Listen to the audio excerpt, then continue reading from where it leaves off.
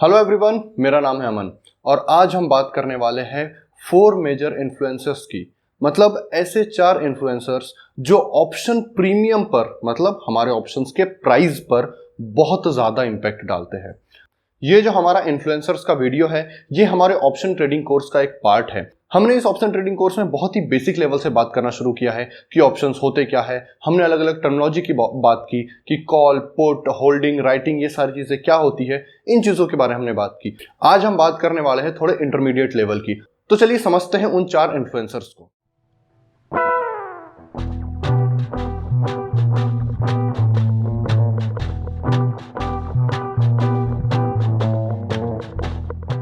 तो देखिए, जो 4 मेजर इन्फ्लुएंसर्स हैं जो ऑप्शंस प्रीमियम पर सबसे ज्यादा असर डालते हैं, उसमें पहला है स्पॉट ऑफ अंडरलाइंग एसेट। जो भी अंडरलाइंग एसेट है हमारा, मान लीजिए एसबीआई का स्टॉक है, तो एसबीआई का जो भी करंट प्राइस रहेगा वो एक बहुत मेजर फैक्टर बन जाता है जो ऑप्शन प्रीमियम को डिसाइड करता है। अब वो कैसे, वो आगे देखेंगे। दूसरा जो फैक्टर है वो होता है स्ट्राइक प्राइस। मतलब ऑप्शन का प्रीमियम इस बात पर भी डिपेंड करेगा कि आपने किस स्ट्राइक का ऑप्शन कॉन्ट्रैक्ट किया है। मान लीजिए एसबीआई का जो स्पॉट है वो 400 रुपीज है और यदि आपने 500 का स्ट्राइक लिया है तो उसका प्रीमियम अलग होगा। आपने 600 का स्ट्राइक लिया है तो उसका प्रीमियम अलग होगा। 700 का लिया है तो इसका प्रीमियम अलग होगा। अब ये किस तरह से इंपैक्ट डालता है ये भी हम देखने वाले हैं। तीसरे नंबर पे आता है टाइम। अब टाइम से मेरा ये मतलब है एक्सपायरी, कि भैया कितना समय बचा है एक्सपायर होने में। हम सब जानते हैं कि जो ऑप्शन कॉन्ट्रैक्ट्स होते हैं वो एक्सपायरी के साथ आते हैं, तो जितना ज्यादा टाइम बचा रहेगा ऑप्शन के प्रीमियम में टाइम की वैल्यू उतनी ज्यादा रहेगी। हमने अपने प्रीमियम वाले वीडियो में ये चीज देखी थी, इसमें हम इससे और डिटेल में जाने वाले हैं कि आप टाइम के डिके को कैसे मेजर कर सकते हैं। और चौथी चीज जिसके बारे में आज हम उतनी बात नहीं करेंगे वो है वॉलेटिलिटी, कि जो भी अंडरलाइंग एसेट होता है, मान लीजिए एसबीआई या जो भी अंडरलाइंग एसेट है, उसकी वॉलेटिलिटी ऑप्शन के प्राइस पर कैसे इंपैक्ट डालती है। वॉलेटिलिटी अपने आप में एक बहुत बड़ा टॉपिक है, इसलिए आज की वीडियो में हम इसे कवर नहीं करेंगे। हम इसे फ्यूचर में आने वाली वीडियोस में बिल्कुल कवर करने वाले हैं। तो चलिए अब शुरू करते हैं पहले और दूसरे फैक्टर्स से। इन दोनों फैक्टर्स को एक साथ में इसलिए समझना है क्योंकि जो ऑप्शन का प्रीमियम है वो इन दोनों की रिलेशनशिप से ही डिसाइड होता है।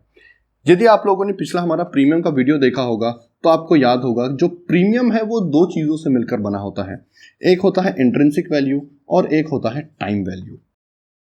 और यदि आपको अच्छे से याद होगा तो आप बता पाएंगे कि जो इंट्रिंसिक वैल्यू है वो इन दोनों के रिलेशनशिप को ही बताती है। अब वो रिलेशनशिप क्या है, कैसा है, अब उसे देखते हैं।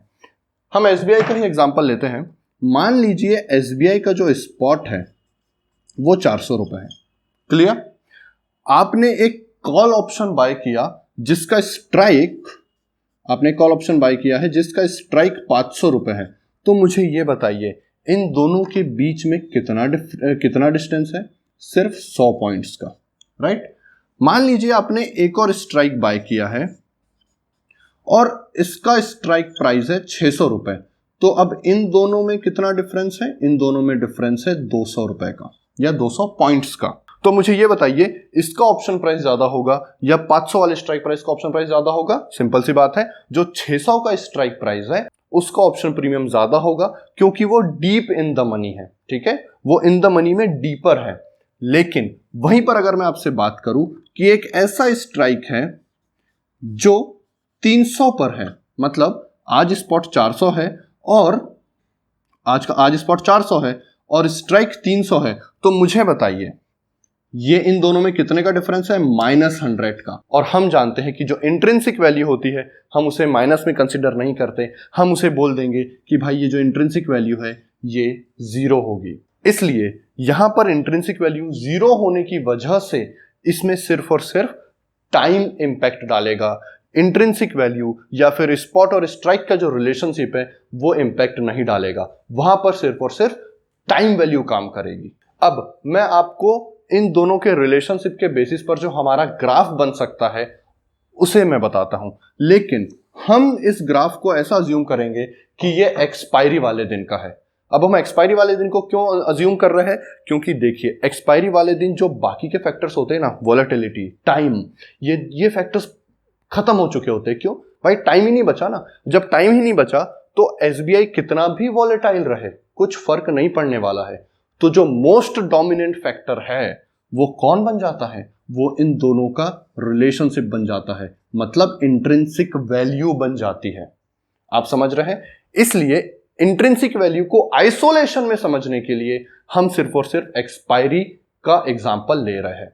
मैं आपको लास्ट में दोनों को कंबाइन करके, मतलब प्रीमियम के दो कंपोनेंट हैं, इंट्रिंसिक वैल्यू और टाइम वैल्यू, तो मैं इन दोनों को आपको कंबाइन करके भी दिखाऊंगा कि आखिर चीजें काम कैसे करती है। क्लियर?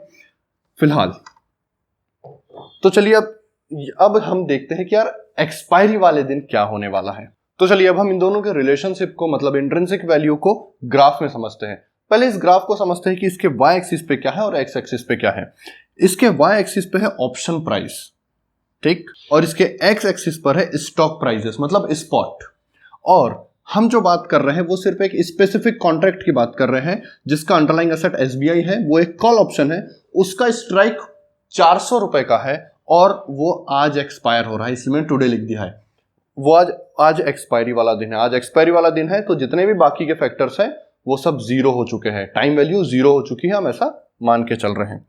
तो मुझे अधिकार है 400 में खरीदने का, लेकिन मार्केट में प्राइस 200 चल रहा है, तो मैं कोई ऐसी चीज जिसका प्राइस मार्केट में 200 है, क्या उसे 400 में खरीदूंगा? नहीं, तो मेरा इंट्रिंसिक वैल्यू हो गया जीरो। क्या मैं 300 में खरीदूंगा? नहीं। हाँ, अब एक और चीज है, यहां पर भी 400, यहां पर भी 400, मतलब मार्केट में वो चीज 400 की है, मुझे भी 400 में खरीदने का अधिकार है, तो क्या मुझे कुछ फायदा होने वाला है? बिल्कुल नहीं, इसलिए वो भी जीरो। लेकिन यदि मुझे अधिकार है 400 में खरीदने का और मार्केट में इसका प्राइस 500 है, तो यहां पर मुझे 100 रुपए का फायदा है। इसका मतलब 100 रुपए ये इंट्रिंसिक वैल्यू के यहां पर बनते हैं। अब जब स्टॉक का प्राइस 600 हो जाएगा तो एक्सपायरी वाले दिन मेरी इंट्रिंसिक वैल्यू 200 हो जाएगी, 700 हो जाएगा तो मेरी इंट्रिंसिक वैल्यू 300 हो जाएगी, और इस तरह से जो मेरा इंट्रिंसिक वैल्यू का जो ग्राफ दिखेगा वो कुछ इस तरह दिखेगा। ठीक है?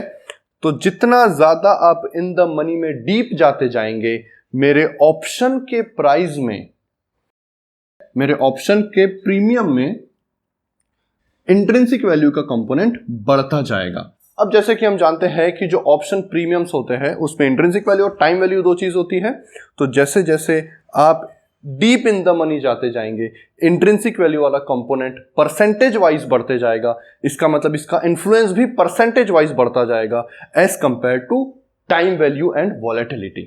तो ये है एक आइडियल ग्राफ एक्सपायरी वाले दिन का। अब जो हम नेक्स्ट फैक्टर के बारे में बात करने वाले हैं वो है टाइम वैल्यू।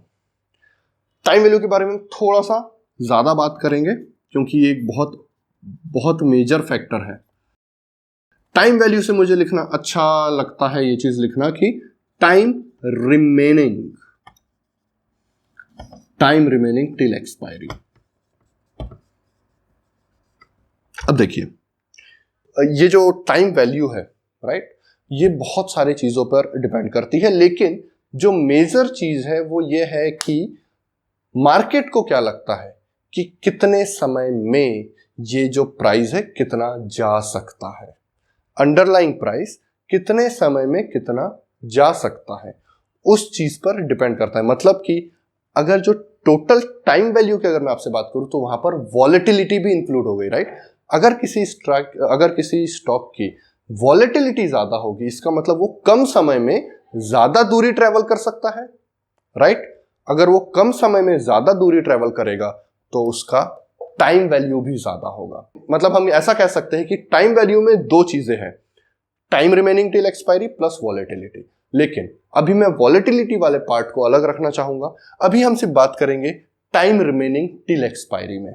अब हम ऐसा मान के चलते हैं कि सारी चीजें इक्वल है, मतलब एसबीआई का ही है लेकिन स्पॉट इसका 400, स्ट्राइक इसकी 700, लेकिन टाइम अब अलग अलग हम लेते हैं और फिर ये देखते हैं कि बचे हुए टाइम का ऑप्शन प्राइस पे कैसा इंफ्लुएंस पड़ता है। तो भैया टाइम रिमेनिंग पहला हम मान लेते हैं 3 मंथ्स, दूसरा 2 मंथ्स और तीसरा 1 मंथ।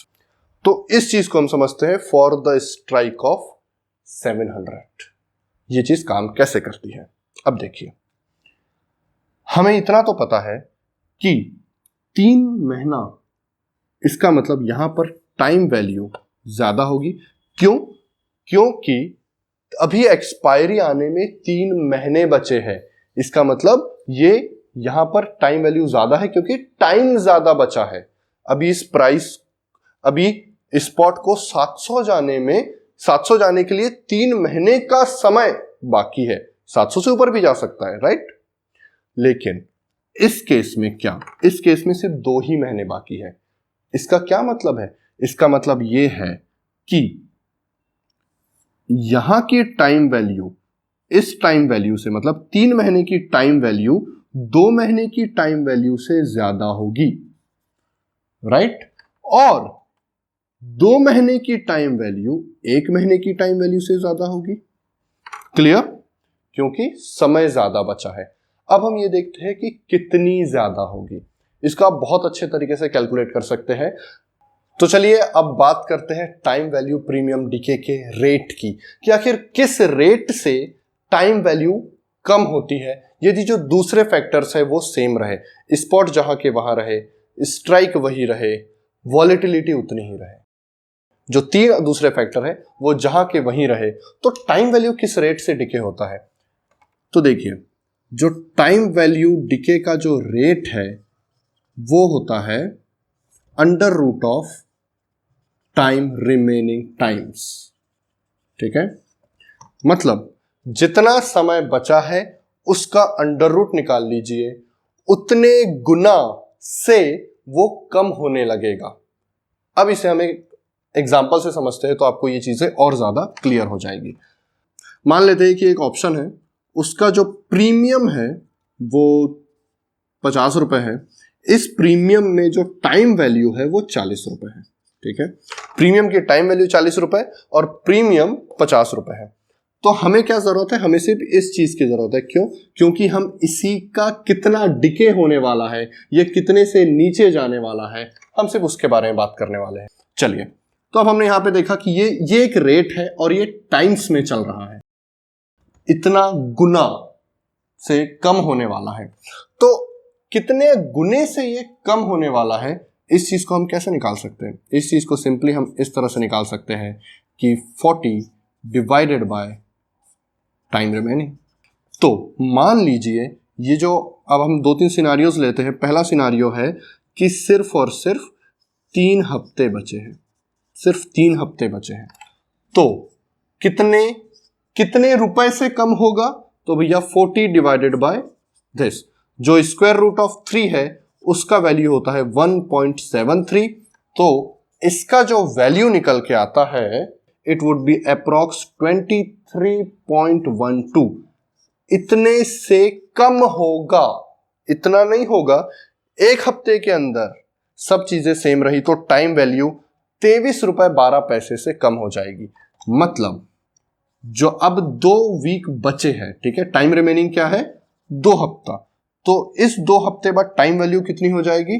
तो भैया टाइम वैल्यू हो जाएगी आपकी 40 माइनस 23.12। इसका मतलब आपके लिए जो टाइम वैल्यू बचेगी वो बचेगी 16.87 की। आपकी टाइम वैल्यू होगी 16.87 की। क्लियर? अब ये तो 2 हफ्ते की बात है। अब इस हफ्ते ये किस रेट से कम होने वाला है? तो भैया इस हफ्ते ये कम होगा इस रेट से।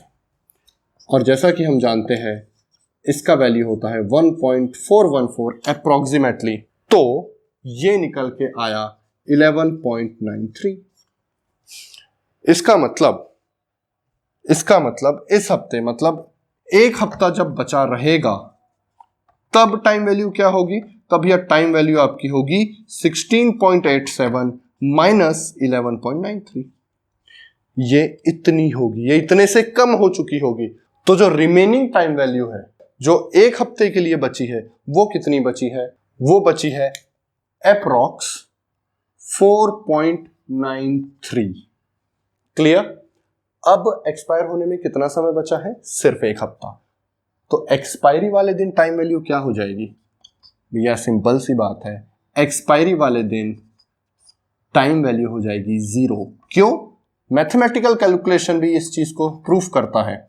4.93 under root of 1 is equal to 1, तो 0 जो वीक बचेगा उसकी टाइम वैल्यू बचेगी 4.93 minus 4.93, that is equal to 0। तो आई होप आपको ये टाइम वैल्यू का कैलकुलेशन समझ आ गया होगा कि आखिर टाइम किस रेट से डिके करता है और आप उसे कैसे कैलकुलेट कर सकते हैं। ये आपको एक छोटा सा गाइडेंस दे सकता है। ऐसा ही होगा ये जरूरी नहीं है। क्यों जरूरी नहीं है? क्योंकि आपका स्पॉट चेंज होते रहता है, आपकी वॉलेटिलिटी चेंज होते रहती है। ठीक है, उन सारी चीजों को कैसे हम एक साथ ला सकते हैं वो हम आगे के वीडियोस में देखने वाले हैं। फिलहाल तो आपको एक टाइम वैल्यू का डिके समझ आ गया कि आप उस डिके को कैसे प्रिडिक्ट कर सकते हैं। इसलिए जब भी आप एक बायर है तो आपको ये कैलकुलेशंस करने चाहिए।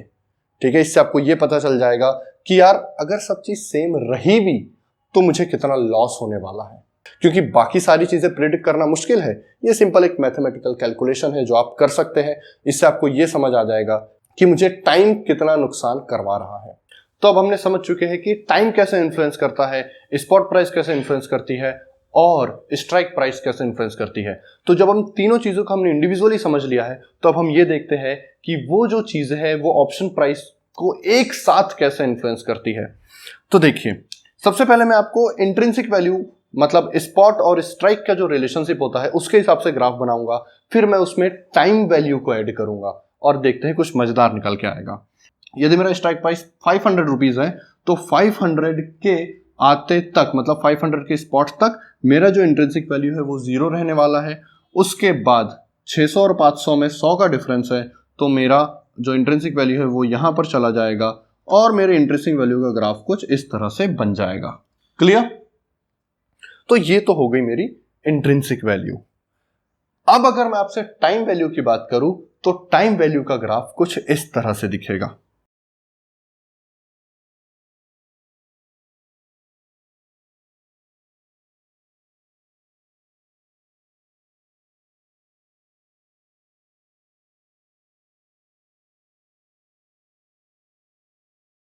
टाइम वैल्यू का जो ग्राफ है वो कुछ इस तरह से दिखेगा। मतलब कि आपके स्ट्राइक से आपका स्पॉट जितना दूर रहेगा, मान लीजिए 500 का आपका स्ट्राइक है और आपका स्पॉट सिर्फ 100 रुपए का है, तो टाइम वैल्यू उतना कम इन्फ्लुएंस डालेगी। आप देख रहे हैं बहुत कम इन्फ्लुएंस है।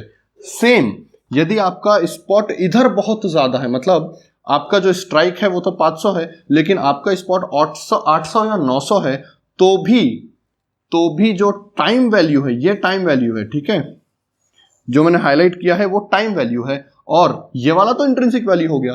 तो जो टाइम वैल्यू है उसका इंपैक्ट यहां कम होते जाएगा। तो जैसे जैसे स्पॉट प्राइस और स्ट्राइक प्राइस में डिस्टेंस बढ़ता जाएगा टाइम वैल्यू का इंफ्लुएंस कम होता जाएगा। दोनों साइड, किधर भी साइड जाइए आप, इन द मनी जाइए आप आउट ऑफ द मनी जाइए, कोई फर्क नहीं पड़ता, टाइम वैल्यू का इन्फ्लुएंस कम होता जाएगा। टाइम वैल्यू का जो इन्फ्लुएंस है वो सबसे ज्यादा किस में रहेगा?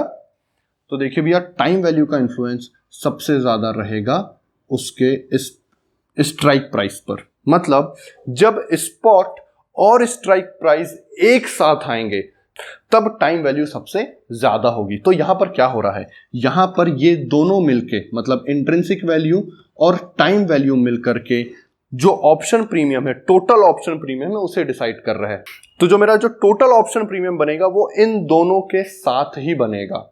ठीक है, लेकिन जैसे जैसे मैं इन द मनी में जाते जाऊंगा वैसे वैसे मेरे इंट्रिंसिक वैल्यू का कंपोनेंट बढ़ता जाएगा और टाइम वैल्यू का कंपोनेंट कम होता जाएगा। यहां पर टाइम वैल्यू सबसे ज्यादा होगी और इंट्रिंसिक वैल्यू 0 ही होगी, क्योंकि अभी भी चीजें एट द मनी में है, अभी भी चीजें इन द मनी में नहीं गई है।